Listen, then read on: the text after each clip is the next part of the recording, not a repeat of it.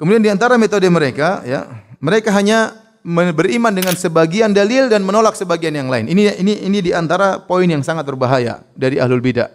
Mereka tidak memahami dalil secara utuh, hanya memahami sebagian dan menolak sebagian. Ahlus sunnah tadi sudah kita sebutkan, tidak, mereka mengumpulkan seluruh dalil, mereka pahami dengan benar, mengkompromikan dalil-dalil yang sepertinya ada pertentangan, mereka kompromikan.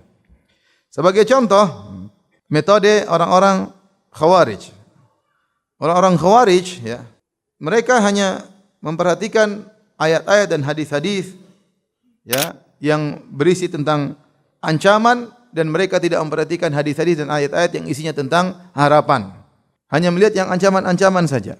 Sehingga akhirnya mereka mengkafirkan para pelaku dosa besar. Contoh seperti firman Allah, "Wa man yaqtul mu'minan muta'ammidan fajazaohu jahannam khalidan fiha." Barang siapa membunuh seorang mukmin dengan sengaja, maka balasannya adalah neraka jahanam kekal di dalamnya. Sehingga mereka memahami ayat ini bahwasanya orang membunuh orang lain kafir kekal. Dan ini pernah dikatakan oleh Amr bin Ubaid, dia berkata, "Yu'tabi yaumal qiyamah." Nanti pada hari kiamat aku akan dihadirkan di hadapan Allah, kata dia. Fa aqamu baina yadayillah, fa uqamu baina yadayillah. Kemudian aku diberdirikan di hadapan Allah Subhanahu wa taala. Fa yaqulu li. Kemudian Allah berkata kepadaku, "Lima qulta innal qatila finnar." Wahai Amr bin Ubaid, kenapa kau berkata pembunuh pasti masuk neraka jahanam? Fa aqulu anta qultahu. Aku akan menjawab Allah, aku berkata, "Ya Allah, Engkau yang mengucapkan dalam Al-Qur'an. Bukankah engkau berfirman, wa may yaqtul mu'minan muta'ammidan fajazaa'u jahannamu khalidan fiha." Barang siapa membunuh seorang mukmin dengan sengaja, maka kekal di neraka. Qultu lahu, ya. Dan kata sang perawi yang menceritakan kisah Amr bin Ubaid ini, dia berkata, waktu itu aku orang paling kecil hadir di rumah. Maka aku bantah Amr bin Ubaid. Aku berkata, "Ara'aita in qala laka?" Bagaimana kalau Allah berkata kepadamu, wahai Amr bin Ubaid, "Qad qultu innallaha la yaghfiru ay yushraka bihi wa yaghfiru ma duna dzalika liman yasha. Min aina alimta anni la asya'u an aghfir?" Bukankah Allah akan membantahmu, wahai Amr bin Ubaid? Bukankah aku telah berkata juga dalam Al-Qur'an, sungguhnya Allah tidak mengampuni dosa kesyirikan dan Allah mengampuni dosa selain kesyirikan bagi yang Allah kehendaki. Artinya pembunuh itu membunuh bukan kesyirikan. Dari mana engkau Amr bin Ubaid tahu bahwasanya aku tidak akan mengampuni pembunuh ini?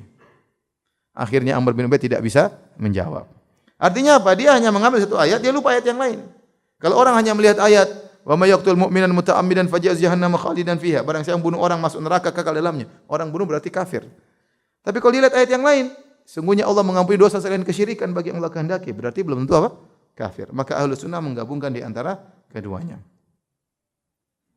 Seperti orang-orang ahlu ittihad, yaitu ahlul hulul, wahdatul wujud, ya. Mereka membaca firman Allah, "Wa ma ramaita idz ramaita walakinallaha rama." Kata mereka, wahai Muhammad, tidaklah engkau melempar tatkala engkau melempar kecuali Allah yang melempar. Berarti semua gerakan Rasulullah itu gerakan Allah Subhanahu wa taala. Mereka hanya satu ayat. Mereka hanya lihat firman Allah Subhanahu wa taala, ya,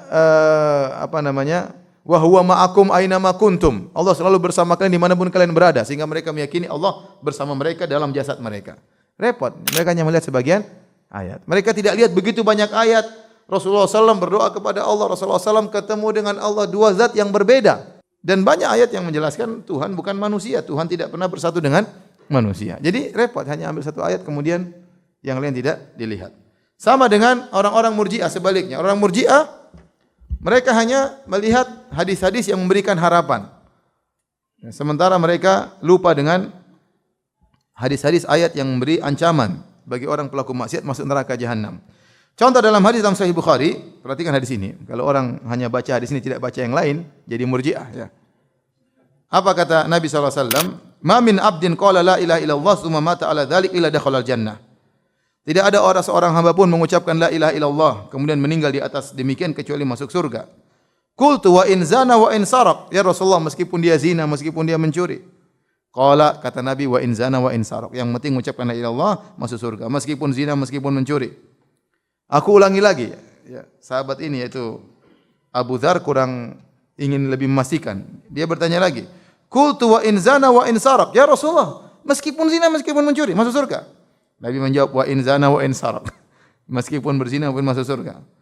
Dia ulangi lagi 3 kali. Ya Rasulullah, wa in zana wa in sarak. Ya Rasulullah, meskipun mencuri, meskipun berzina. Kata Nabi, wa in zana wa in sarak. Meskipun berzina dan mencuri. 4 kali dia berkata lagi. Wa in zana wa in sarak. Ya Rasulullah, masuk surga meskipun mencuri, meskipun berzina. Kata Nabi, wa in zana wa in sarak ala ragmi anfi Abi Dzar. Ya. Meskipun dia mencuri, berzina, meskipun menjengkelkan Abu Dzar. Meskipun Abu Dzar tidak suka. Nah, orang kalau baca hadis seperti ini, waduh, udah. Meskipun mencuri masuk surga, yang penting ngaji tauhid masuk surga.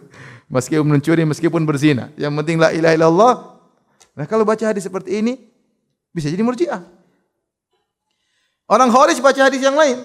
La yazni zani hina yazni wa huwa mu'min. Tidaklah seorang pezina tatkala berzina masih mukmin. Oh, kafir berarti.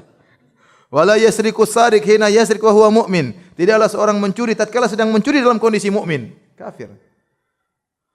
Wala yashrabu syaribul khamr hina yashrabuha wa huwa mu'min. Tidaklah seorang peminum khamr sedang minum khamr dalam kondisi beriman. Nah, orang Khawarij lihat hadis ini. Nah, ke Ahlus Sunnah menggabungkan dua-duanya.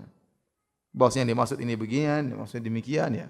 Kalau orang bertauhid dengan tauhidnya matang, tidak melakukan kesyirikan dan dikehendaki oleh Allah, maka maksiatnya bisa diampuni oleh Allah Subhanahu wa taala. Tidak semua pelaku dosa besar masuk apa? Neraka. Jika Allah berkehendak mengampuninya, Allah akan ampuni. Jadi, maksud saya, lihatlah bagaimana ahlul bidah mereka hanya melihat sebagian dalil, melupakan dalil yang lain. Dan itu terjadi pada seluruh kelompok ahlul bidah. Adapun ahlus sunnah, maka mereka menggabungkan seluruh dalil baru kemudian mereka mengambil kesimpulan.